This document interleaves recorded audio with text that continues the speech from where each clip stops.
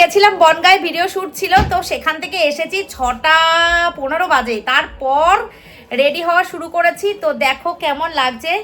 ঠিক আছে, আজকে একটু অন্যরকম সাজার চেষ্টা করেছি, অন্যরকম সেরেছি। আমি তো নিজে সাজিনি, ববিতা আমাকে সাজিয়ে দিয়ে গেছে। তো কেমন লাগছে একটু কমেন্টে জানিও। আর এই বেনারসি শাড়িটা হচ্ছে বাংলাদেশের শাড়ি। বাংলাদেশে আমি যে আমার মামা শ্বশুরের মেয়ের বিয়েতে গেছিলাম, তো ওখান থেকে শাড়িটা মামা আমাকে গিফট করেছিল বড় বৌদি হিসাবে, আমি যে নমস্কারী সেটা।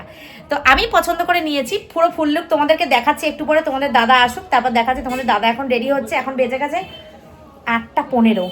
8:15 জানো, শান্টু আর তোমাদের দাদা দুজনেই দাঁড়িয়ে আছে যে তোমার হোক। তারপর আমি বলছি যে তোমরা তাড়াতাড়ি করে নাও, যে না তোমার হোক তারপর, তোমার হোক তারপর। তো আমার তো হয়ে গেছে, এবার আমি ওদের জন্য দাঁড়িয়ে থাকবো।